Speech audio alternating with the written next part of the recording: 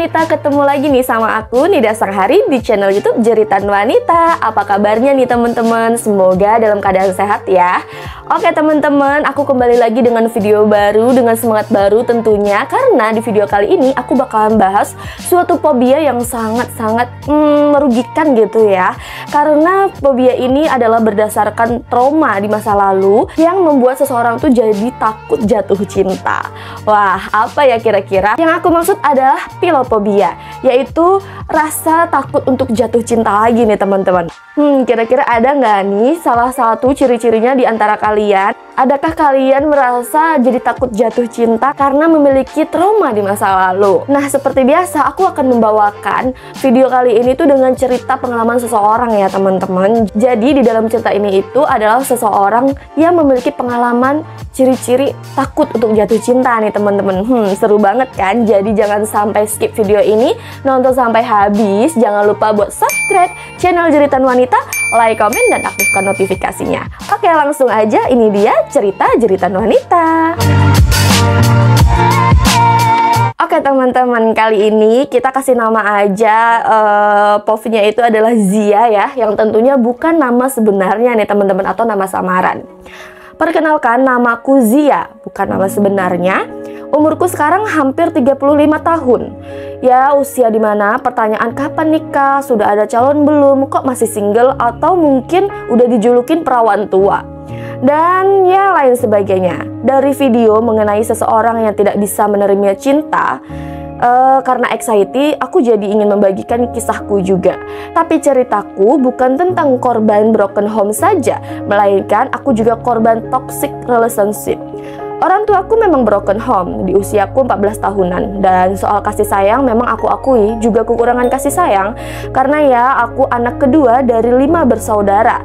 Adik-adikku ini jarak umurnya tidak terlalu jauh, antara 2-3 tahun saja, yang tentunya mengharuskan kami berbagi kasih sayang orang tua. Aku ingat banget ketika akan masuk sekolah dasar esok paginya, malam harinya ibuku melahirkan anak ketiganya, yaitu adikku. Dan ya, hal itu tentu membuatku harus bersekolah di hari pertama tanpa orang tua, yang pastinya aku iri dengan teman-temanku. Aku berangkat bersama kakakku yang waktu itu kelas 4 SD. Oke. Mungkin apa yang aku rasakan waktu itu juga dirasakan kakakku, pasalnya ya dia anak pertama. Tapi paling tidak dia merasakan 3 tahun kasih sayang orang tua sebelum aku dilahirkan.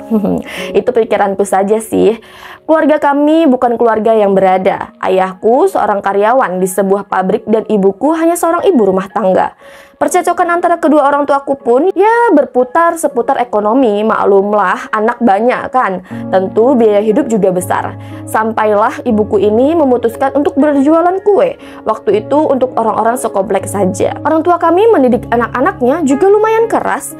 Kami dituntut untuk belajar dengan giat. Ibuku seorang yang pemarah bagiku. Apapun yang nggak sesuai perintahnya, dia nggak segan-segan memukul anaknya. Seringkali aku melindungi adik-adikku dari amarah ibuku. Aku kasihan sama mereka, tapi aku juga kadang kasihan sama ibu. Dia harus mengurus 5 anaknya yang kecil-kecil, belum lagi harus buat kue dan berjualan dan sebagainya. Sampailah aku kelas 2 SMP, ayah tiba-tiba menghilang. Dia nggak pulang 3 hari waktu itu, jelas setelah perkelahian dengan ibuku. Aku nggak ingat apa masalah mereka, tapi setahu aku mereka berkelahi ya karena gaji ayah yang nggak sepenuhnya diberikan pada ibu. Apalagi setelah ibu dapat penghasilan dari jualan, ayah selalu aja ada alasan untuk nggak kasih gajinya sepenuhnya ke ibu. 3 hari itu ibu stres. Dia minta aku buat jaga adikku dan entah dia pergi kemana, mungkin cari ayah. Sore dia pulang dengan wajah stres. Ibu cuma bilang dalam ngedumelnya, entah kemana lah ayahmu ini, nggak mikirin keluarganya di sini, pusing, gerutu ibu waktu itu. Singkat cerita, malam itu sekitar jam 3 aku terbangun karena suara teriakan ibu yang jelas itu bertengkar dengan ayah. Aku lihat ayah menyusun bajunya dalam tas dan mau pergi, sedangkan ibu menangis memohon supaya ayah jangan pergi meninggalkan kami. Setelah malam itu, aku nggak tahu ayah kemana sampai akhirnya di dewasa ini aku dengar ayah sudah meninggal. Bertahun-tahun ibuku berjuang sendirian membesarkan kami, anak-anaknya yang masih kecil-kecil waktu itu. Aku dan kakakku lah yang membantu ibu menjaga adik maupun berjualan. Kakakku dia anak yang pintar, dia suka banget belajar, beda dengan aku. Jadi aku memilih untuk bantu ibu berjualan kue aja, menjajakan ke warung-warung sekitaran waktu itu. Singkat cerita sampailah aku lulus SMA dan aku pun memutuskan buat nggak lanjutin kuliah dan memilih kerja. Ya alasannya tentu karena biaya. Kakakku dia syukurnya mendapatkan beasiswa kuliah dan tinggal jauh dari kami.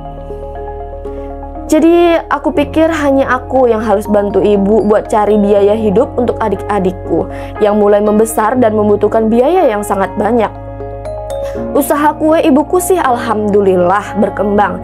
Ibu juga udah bisa mulai buka kedai depan rumah meski dengan pinjaman waktu itu. Aku bekerja di sebuah minimarket dan ya fokus kerja aja sih sebenarnya waktu itu. Sampailah aku bertemu dengan Zaki, bukan nama sebenarnya ya teman-teman, nama samaran. Dia sebenarnya teman sekolahku dulu. Memang aku juga dulu menyimpan perasaan sama dia, tapi ya sekedar punya kekaguman aja. Dan dia nggak sengaja mampir ke minimarket dan kami bertemu di sana. Dan ya dari situlah kami mulai dekat sampai akhirnya dia menyatakan perasaannya dan karena aku juga menyukainya ya tentu aku terima. Menurutku di usiaku yang saat itu wajar kalau aku sudah menjalin hubungan. Zaki orang yang terlihat baik. Dia itu tipe yang terlihat tulus dulu, tapi memang pencemburuan dan sangat pencemburu buta. Dia sering menuduhku yang enggak sesuai, tapi bagiku cemburu itu hal yang wajar pikirku. Selama kami berpacaran, dia orang yang perhatian juga dan aku selalu support dia dalam hal apapun, terutama soal kuliahnya. Menurut aku ya kalau memang dia jodoh aku, dia harus lulus kuliah karena aku sendiri nggak bisa kuliah kan.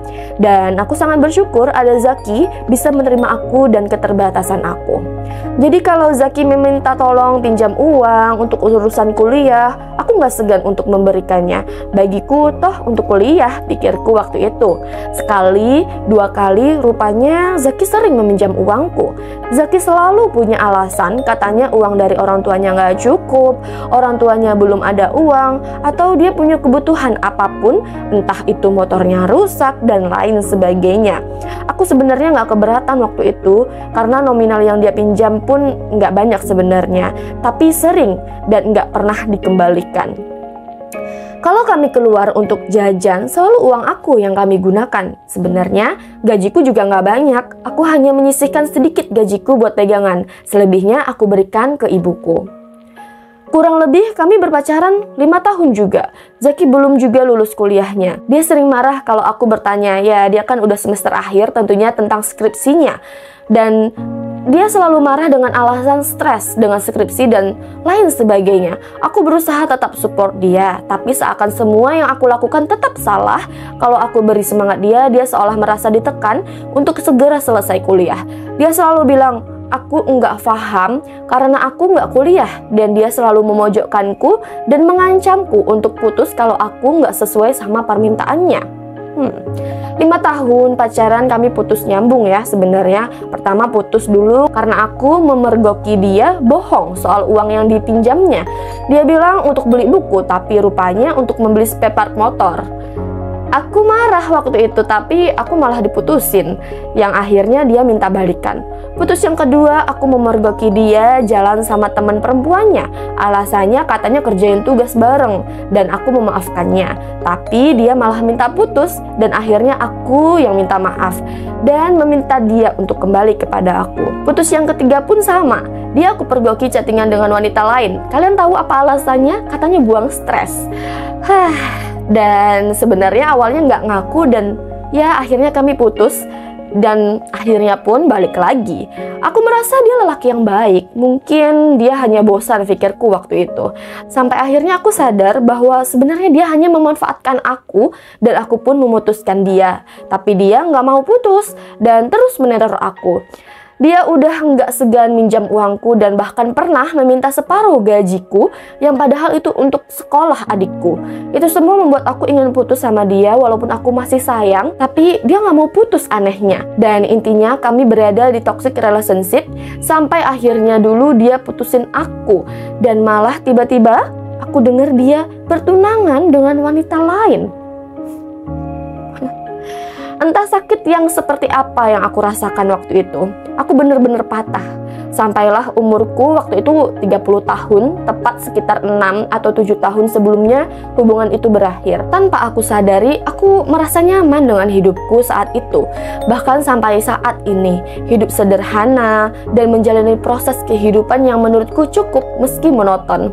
Tapi masalahnya adalah dengan umurku waktu itu sudah 30 tahun, ibu dan kakakku mendesakku untuk segera menikah. Ya, memang sudah sewajarnya aku memikirkan soal pernikahan. Tapi jangankan menikah, untuk memiliki sebuah hubungan pun aku seperti nggak berminat. Bukan nggak ada yang mendekatiku selama waktu itu ya, tapi belum aja lelaki menyatakan perasaannya, aku langsung menghindarinya. Entah, aku merasa ada kebencian untuk mencintai lelaki lagi. Bahkan aku pernah mencoba menerima lelaki yang 3 hari baru menyatakan perasaannya, tapi aku merasa nggak bisa menjalaninya. Dan aku pun memutuskannya. Lucu ya, pacaran baru 3 hari tapi udah kuputusin. Bahkan nggak ada rasa penyesalan sedikit pun. Tapi hanya saja aku takut menyakiti orang lain tentunya. Makanya aku berpikir kayaknya aku nggak perlu lagi memaksa untuk menerima orang lain dalam hidupku. Sampailah saat ini umurku udah mau 35 tahun loh, dan aku belum menikah. Jangankan menikah, memiliki perasaan pun nggak ada.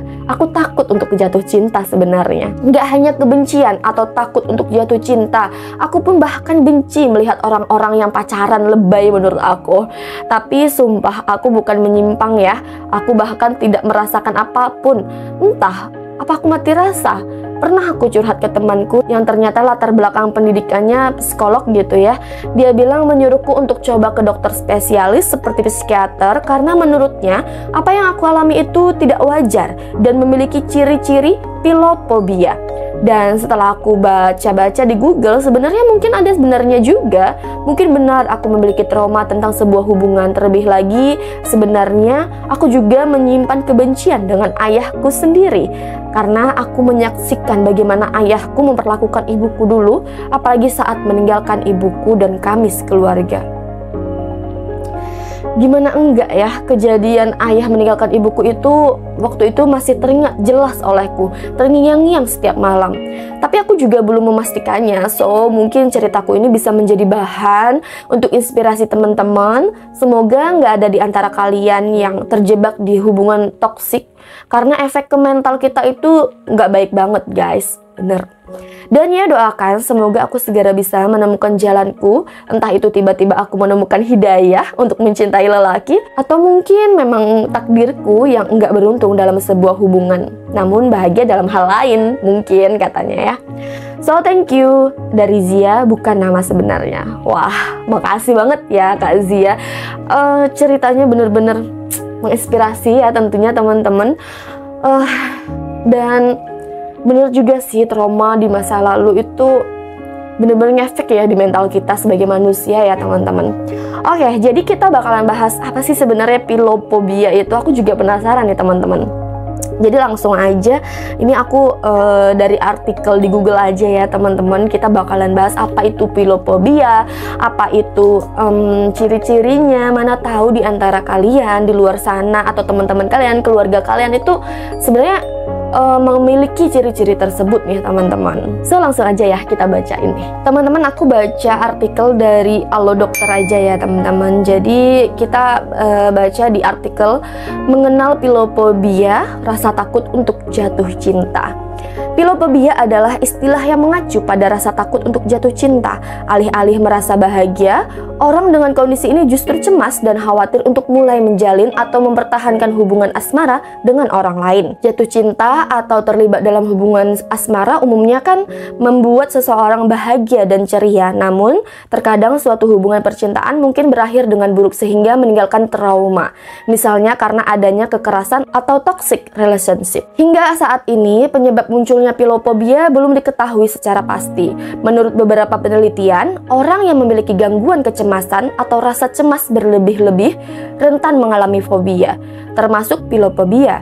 Selain itu, ada pula beberapa faktor lain yang dapat meningkatkan resiko seseorang mengalami pilofobia, yaitu kegagalan hubungan asmara sebelumnya dengan seseorang yang dianggap paling bermakna dalam hidup, riwayat mengalami penolakan atau pengabaian dari orang terdekat, misalnya orang tua, kerabat terdekat, maupun teman, kurangnya perhatian saat masih anak-anak. Jadi ciri-cirinya udah masuk ke ceritanya Kak Zia tadi ya teman-teman, udah paket lengkap, paket combo nih. Oke, mengenal ciri-ciri pilofobia. Pilofobia sebenarnya bukanlah suatu diagnosis medis bila ketakutan yang timbul tidak menghambat aktivitas sehari-hari. Namun, bila sudah berdampak pada kualitas hidup, kondisi ini perlu diwaspadai.